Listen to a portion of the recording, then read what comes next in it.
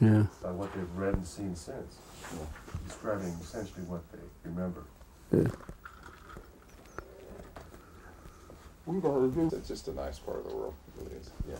Everybody's so helpful. Hang on now. Let's see how our Tinker Toys are all put together here. Have we got any kind of an audio level? Yeah, if you just want to give me a little bit of... Glenn, would you just say a couple things? Okay, first of all, the phone was ringing, right? Okay, the way I became involved in this was started out in the early afternoon, around probably 1:30 in the afternoon, and I received a telephone call from the mortuary officer out at the Walker Air Force Base, Army Airfield Base, and he was inquiring about what would be the smallest possible casket that we could get that would be hermetically sealed. And at that time, I know that we had used like the 4 feet and caskets. We had used those before, but I thought they also made them in a 3/6. So, but he wanted to know if we had any in stock, and I said no, but if I can make a call to Amarillo, I can have him in, by 7 o'clock the next morning on a truck. So he said, I'll get back to you. And that was the first contact that I had with the base. And then what?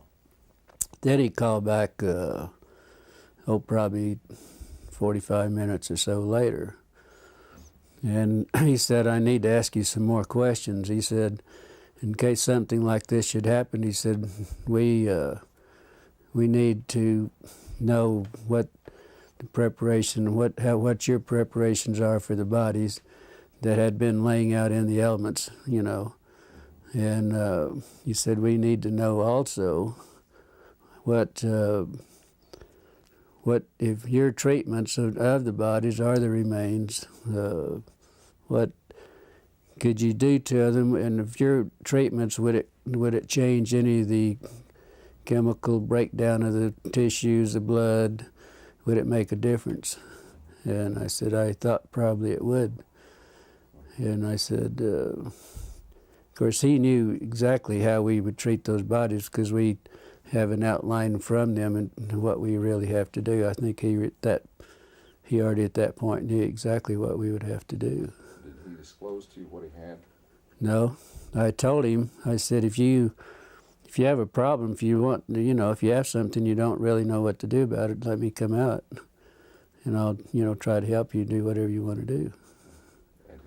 And he said,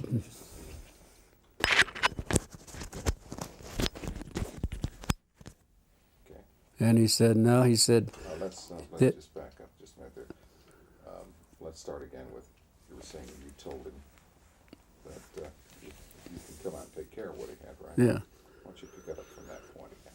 So, anyway, he said, well, we don't really have anything. He said, we're sitting here thinking in case we should get involved in something like this, what would be our preparation? What should we do?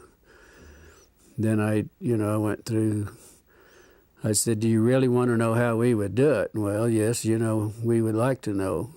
So that's when I explained to him that we would have the vats that we would fill up with formaldehyde solution with water, and we put the bodies in them, let them stay there for 24 hours, and then take them out.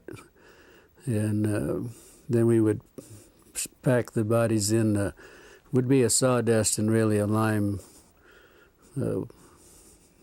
what we would pack them in, then wrap them in the plastic. That's bodies that were badly decomposed.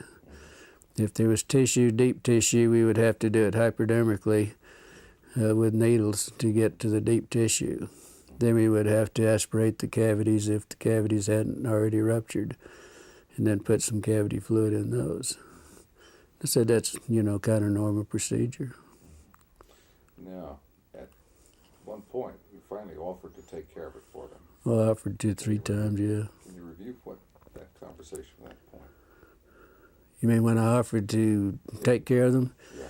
He said, well, we don't really, right at this time, we don't really need your assistance. But he said, in case something like this should happen, then he said we would be prepared and we would know what to do. Then we got back onto the subject of maybe not damaging any of the chemicals, compounds or anything with the bodies, or tissues, whatever, because and they wanted, how would you pick bodies up like that, and what would you do not to contaminate any of it? Didn't this begin to seem a little strange to you at that point? Well, I thought maybe what happened, they might have had a VIP or some officer and something that happened. They didn't want wanted to keep it quiet, and they probably wanted to do it themselves, and not be involved with the civilian businesses or anything.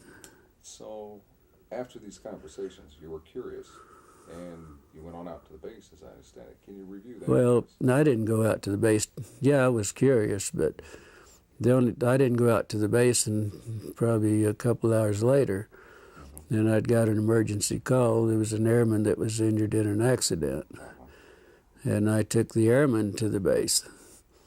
He rode in the ambulance with me, and I took him out to the emergency room. And that's the way I became really involved out at the base. I didn't go out just because I was curious. Give me the sequence from the time you picked up the airman and just describe to me. Well, when I got the call, I left the funeral home, and the ambulance went to the scene of the accident, picked the airman up. I did not place him on a stretcher because he had a head injury in the nose. I think his nose was fractured. So I did some minor first aid, and then he sat in the front seat with me all the way to the base.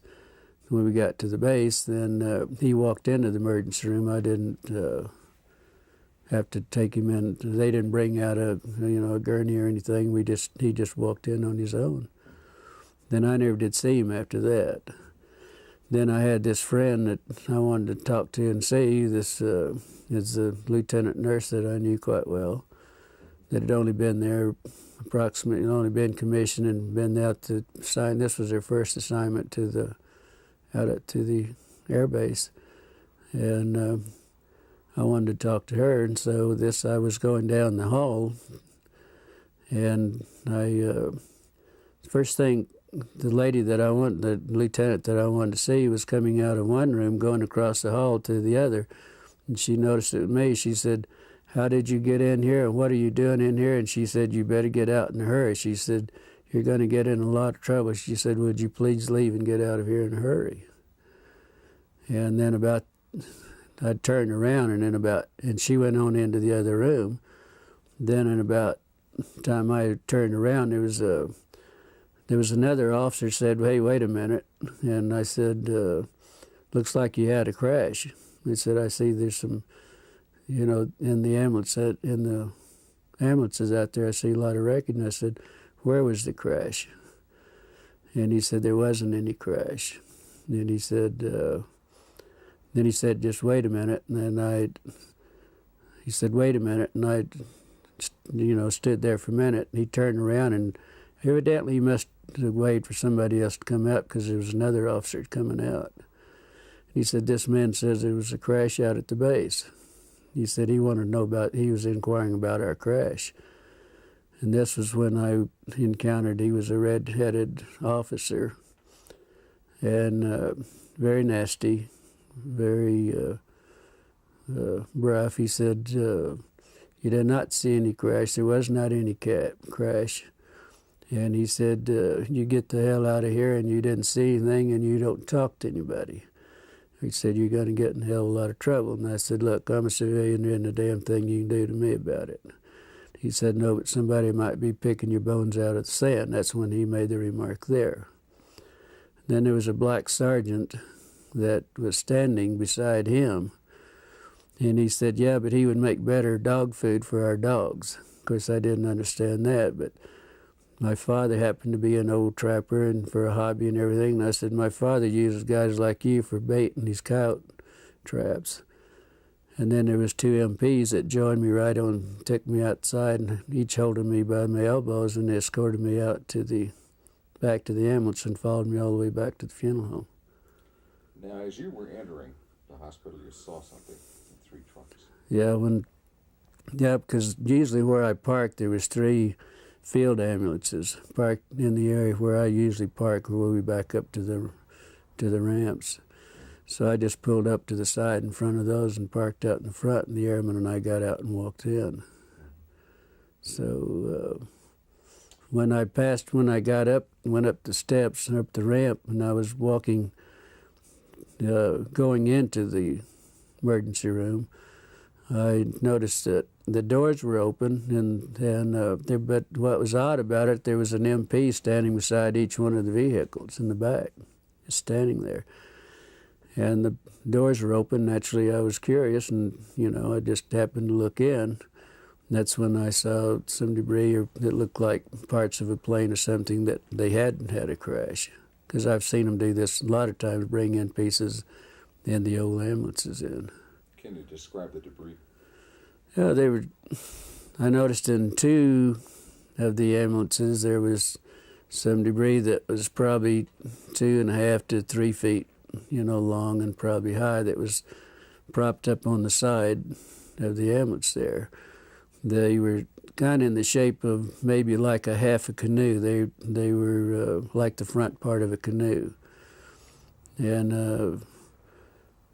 it looked like it might be aluminum, but it looked more like the metal looked more like stainless steel that had been heated. It was blue, kind of a bluish tint to it.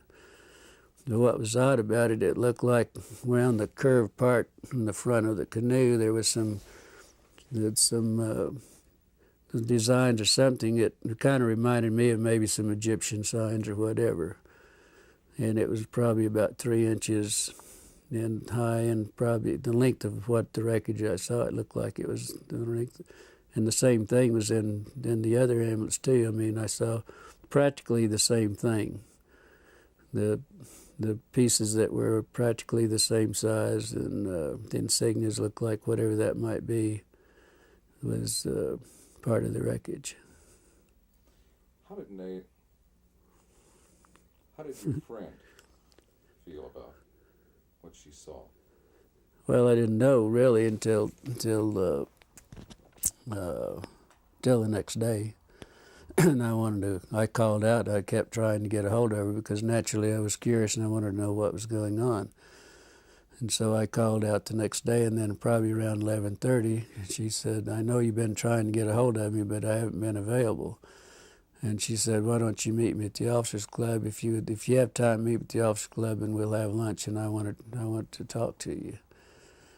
And the funeral home we had at that time, we had some of the businesses there had an associate membership to the officers club, and our funeral home had that membership, and also had a card to identify myself and what business that I was, associated with.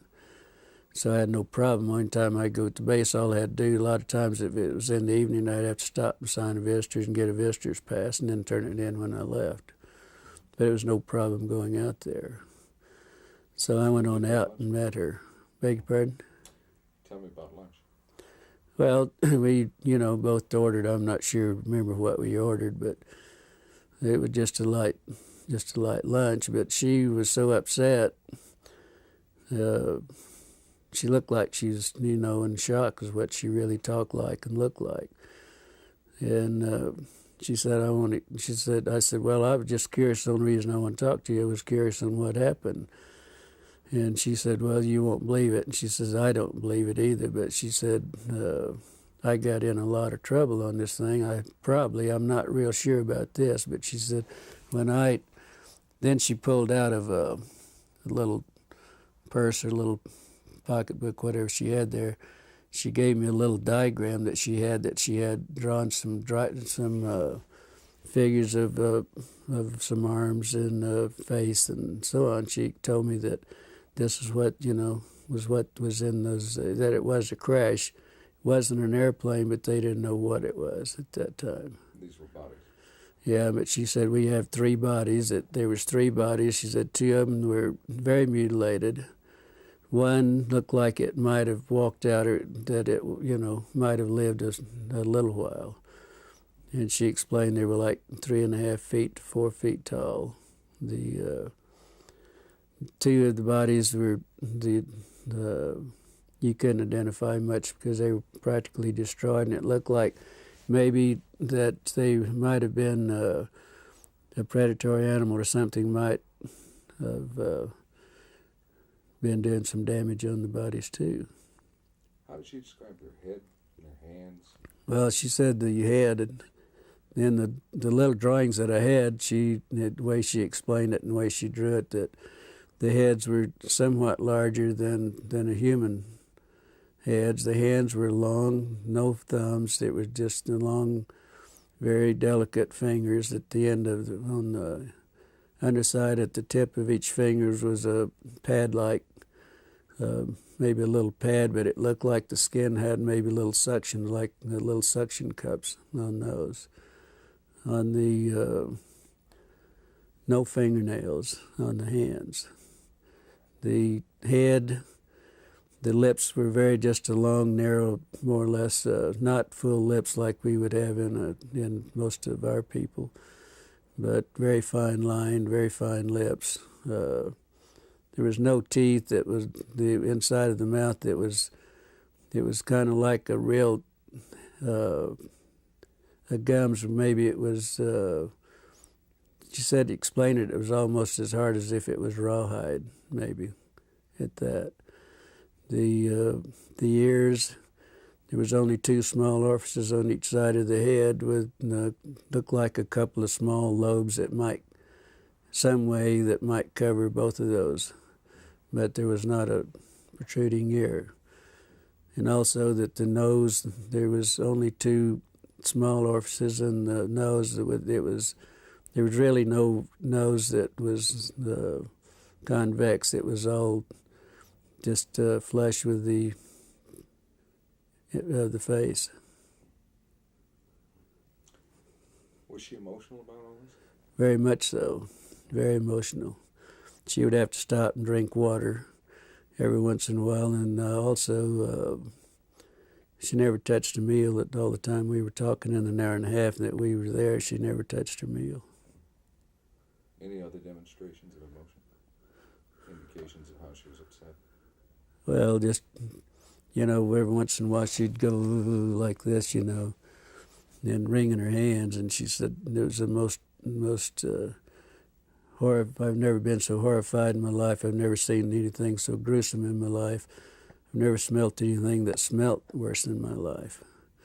And she told me that when I saw her, she was leaving the room to go to the bathroom because she was deathly ill and was going to throw up.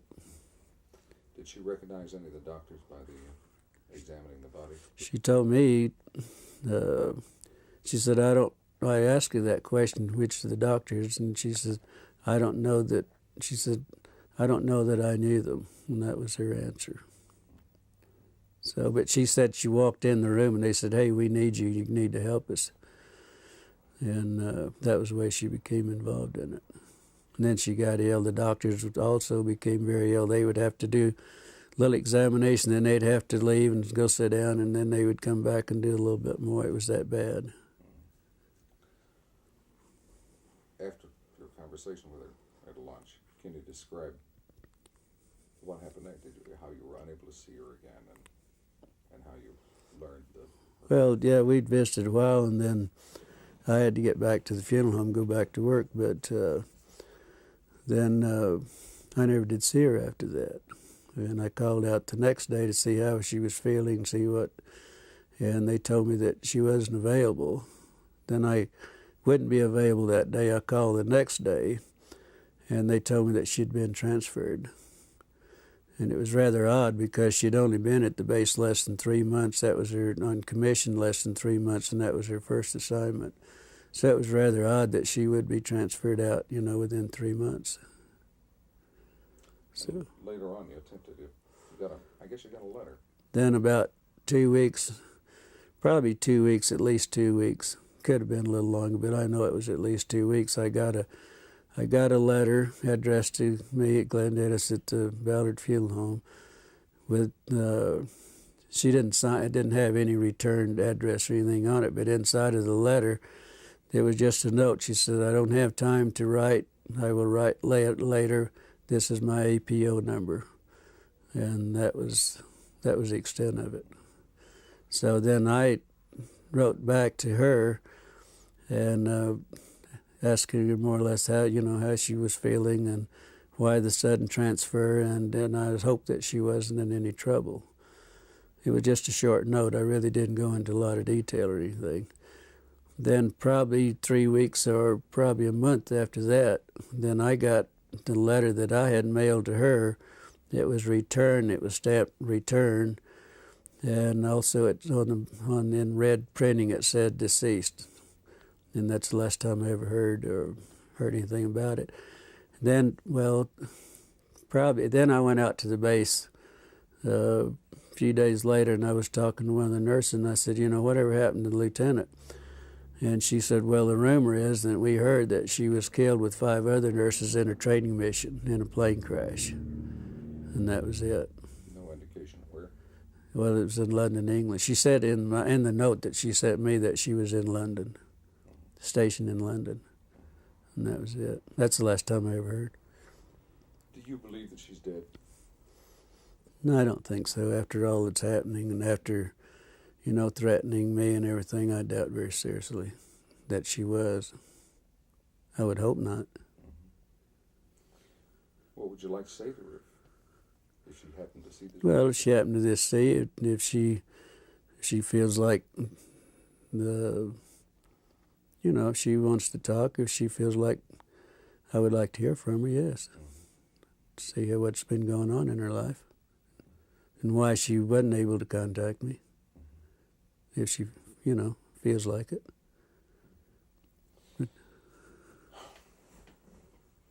Let's stop tape for a minute. Okay.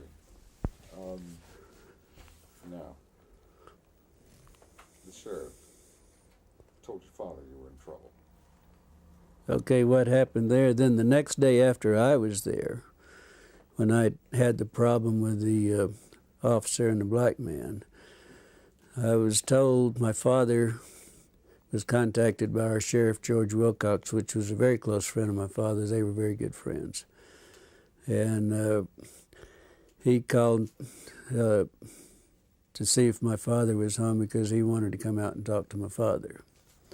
And he did so, and he told my father that there was a black sergeant from the base that came to his office, was inquiring about who my parents were, my mother and my father, if I had any brothers or sisters, and all, wanting to know what my personal family, who they were and where they were.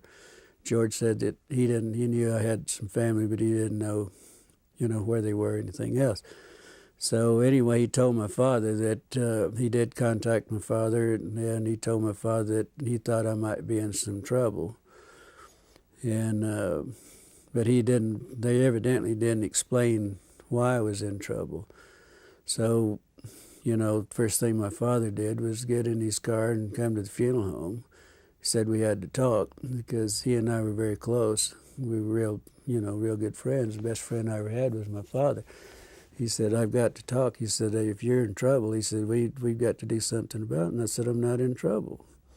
He said, well, you are. He said, George Wilcox told me that you were in a lot of trouble and that you got involved in something that you had no business getting involved in and that you could be in a lot of trouble. And I said, so I told my father the story, and he's the only man that I've ever told this story to until I talked to Stan Friedman and to you people, and that's it, period.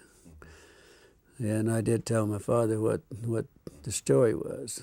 Of course, it was unbelievable for him. But then he became very upset, and he wanted to go shoot a few people and all that because they did threaten my life, and so that was the way my father heard about it, and that was the extent of my family. And he never would tell him who my brother, and I had a brother that was a fighter pilot during that time, and I had 3 sisters, and one of them was a nurse. But he would never tell him anything, and so he didn't tell the sheriff or anybody else, because the sheriff was supposed to call him back and give him the names and where they were at, and he wouldn't do it.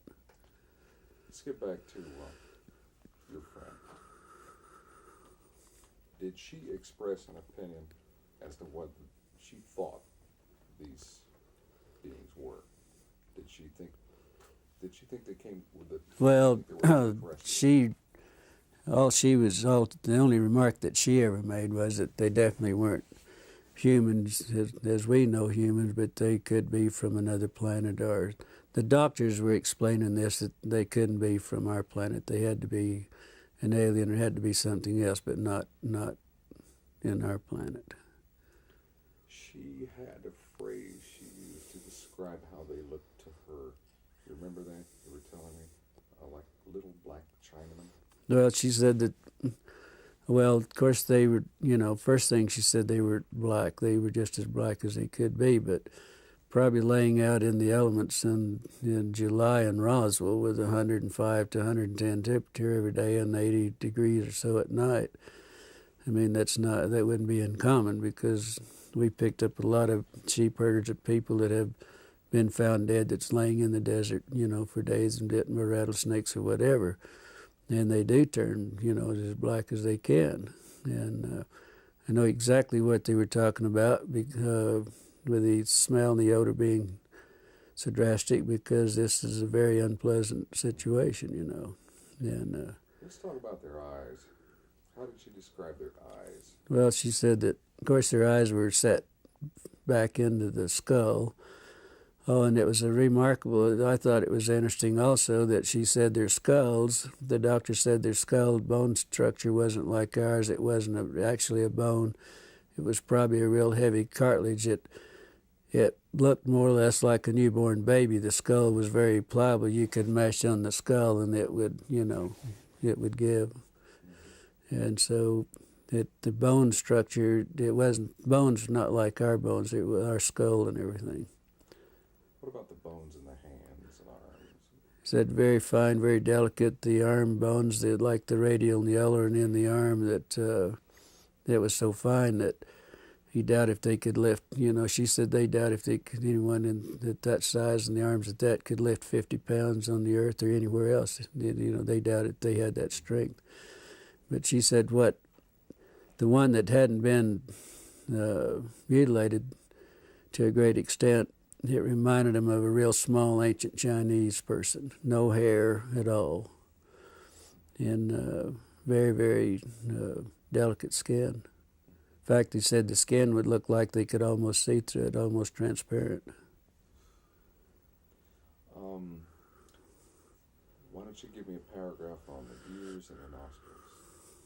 Well, the ears, like I think I stated to you, that the ears, there was a couple of small orifices, one on top of the other, with two little lobe flaps, one over the other. They didn't really know if they had any significance, how they worked or what. They didn't go into that. The nose was only a couple of very small orifices, holes right there, just above the lip line. But it had, there wasn't anything covering it. And it was just like two small indentations there, and that was it. Said it was very unusual. Does anyone else, Don, Kel, do you have anything that you think you're we talking should about add? the hands. Yeah. Describe The hands, well, there was one hand. There was one hand that evidently wasn't attached to the arm. And she said that where she got sick and left the room was that this doctor had the long forceps and picked the hand up and turned it over. And that's when they noticed that there wasn't any thumb. None of the bodies had any thumbs or anything. They were just long, very fine, very delicate fingers, no fingernails. But right at the tip of each finger, it looked like there was a pad. And in this pad, it looked like it might have had very small they were like little suction cups, very minute suction cups. The doctors, that's the way he explained it, that was looking at it. Let's have tapes right now. Okay. We need to get the arm as well. Okay, yes, the Which arm. goes with that. We need to go about the arm. Really? In the magazine we publish, and with the pads at the tips of the fingers. Maybe you can get Can you get a copy of them? I can send you a copy. I'd be happy to. It's amazing. It all fits together. That's the And they thing. would It not just have fits known together. about Obviously, it would know about your information. Yeah, well, see, I've never vice discussed this with anyone. My father was the only person I really ever discussed this. I didn't discuss it at the funeral home or anything else. I never discussed it with any of my family, period. I never have until I met Stan Freeman 2 years ago. It's the first time I ever discussed it. Would you have an interest in some dubs of testimony that we get from other people here? I'd be happy to. Well, I'd love to, yeah, but I'd love to. I'd like to have a tape of mine also, if you, Sure, you know, absolutely. Of course you we can know. do that. Maybe we can send you two, one for each hand. Or My, something. my daughter said if, I want a tape of this and I want to keep it, and I want it in the family, but. We'll make you up. Yeah, I would love to, whatever, if you guys feel comfortable, I'd love to, have some tapes of whatever, Absolutely. I We've would. got quite a few that we could probably run off. What you have VHS or Beta machine? Tape? I'll see to that we get some dubs of other people's interviews. I just go to Kmart or wherever and buy the. I think we have the tape going now. Why don't we start with the thing? How they Well, request? he talked about the hand, so for continuity, it might be good to go to the Oh, arms. this will all be edited anyway, but we can start wherever you like. You want to go with the, let's start with the arms, okay? Anytime. Oh, forget the camera. Seeing if he was ready. It's not there. Yeah, It's not there. that's all right. But you were asking me to describe the arms, and this was another thing that the lieutenant brought out, that it was very the difference between theirs and ours, that from the wrist to the first joint here, that it was probably 1.5 times longer than the top part up here. It was very odd looking. It was very odd, she said. And the very small arms, very small. Bone structure? Bone structure, of course I asked her about the bones because we were talking about the wrist bones and everything, and she said it was very similar to ours, but the bones were so small that their bones probably wasn't in the arm, wasn't any larger than my finger. Wow. So Okay, now give me 2 or 3 sentences on how they were dressed. If they were dressed. we never mentioned it, Is that right? never talked about the dress. Did she say anything about sex, or was she able to determine? She said she really never, she was so sick and everything that never even entered her mind. So that was it. I guess not. No way to determine the sex of the beings then. Well, it wasn't discussed with her. It probably was, but she, like she said, I was so ill and so horrified that I don't, she said, she sat up all night and she knew I was going to be real concerned, knew I was going to be on what happened, she knew that I got in trouble, probably. And she drew that, she sat up and made little notes on the back of these little prescription pads. And that's what, she had her notes made out, and that's what we discussed, particularly what she had. I was very interested in that you had kept so many records of the incident and pertaining to everything that you knew regarding the UFO correction. And you kept them in the, there at Ballard's, and then later they disappeared. Yeah. Could you give us a Well, sense of that? I was really in charge of all the military contracts. I did all the bids and everything and really took care of all the contracts myself. And that was one of my duties at the funeral home, to take care of the military. And I had a file on everything that ever happened at Walker Air Base, like Bob Hope and some of the big orchestras, and everybody'd come and have the big parties and everything in the hangars. I attended, but I would also have pictures and everything. I had a personal file that I kept, and I kept everything in this file that pertained that I attended or whatever. And this is where I put the diagrams and the notes that she gave me was in my personal file. Well, then the Ballard Funeral Home sold at a later date, several years later, that it sold. And the people that bought the funeral home, these were files they were the old files that they kept in the basement down in the furnace room. And they had I had all the military files together in one filing cabinet. Everything had happened at the base and everything.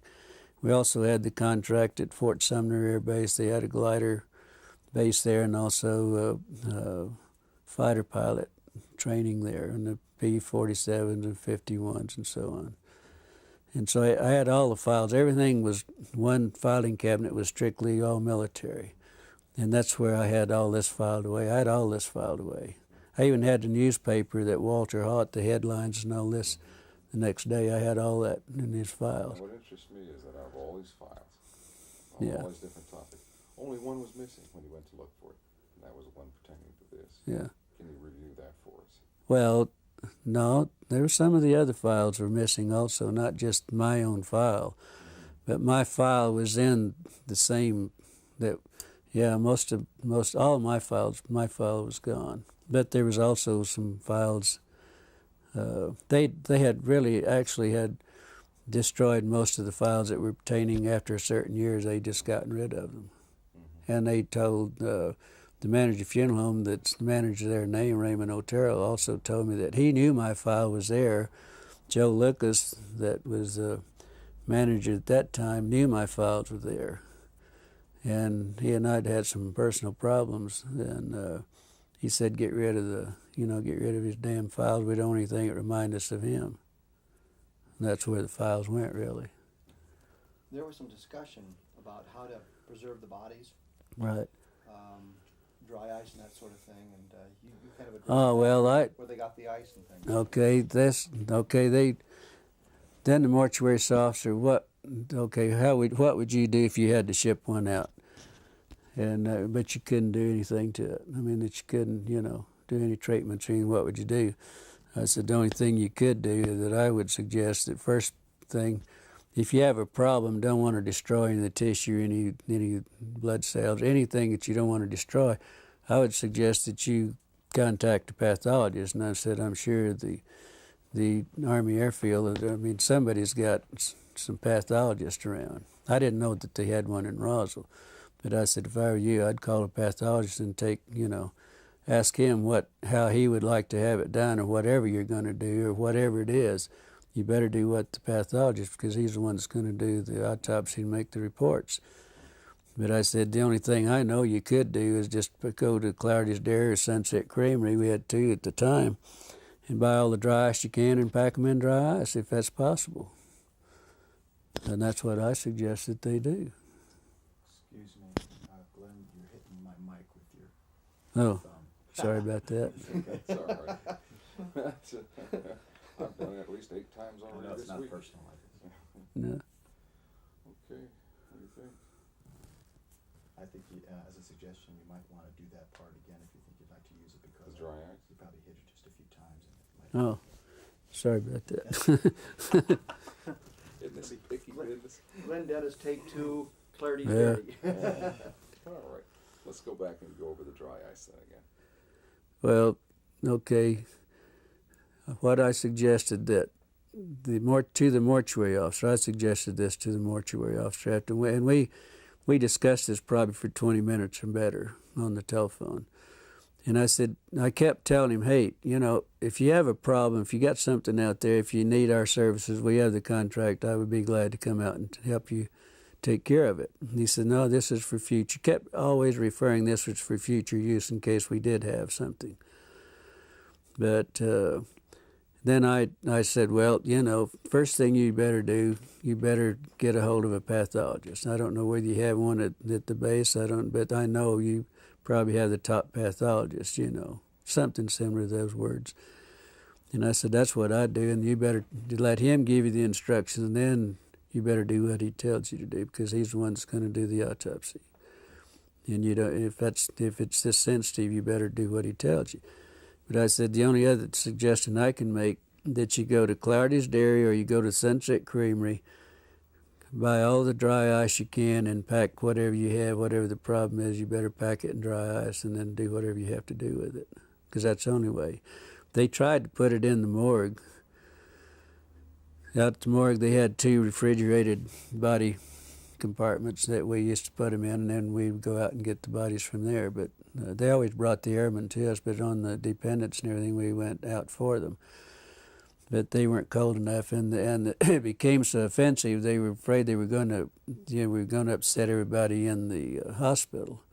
So they later moved them over to a hangar, and that's the last that she knew anything about them too. The lieutenant knew anything about them, but she didn't know how they moved it or anything about it. But they were taken to a hangar because the odor was so offensive they couldn't.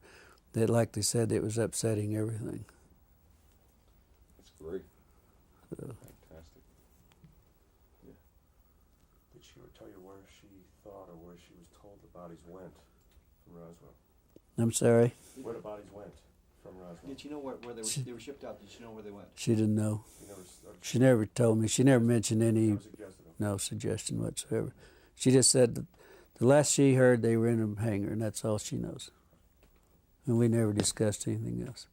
I guess if that takes care of everything, would you like to watch it? Well, there's a portion of it just to get an idea. You don't need to watch the whole. Sure. Yeah. Let's turn it around and watch it. Do you